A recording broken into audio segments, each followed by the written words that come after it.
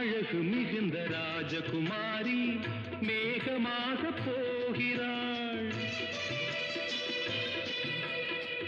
ஜரிகை நெளியும் சேலை கொண்டு மலையை பார்க்கிறாள்.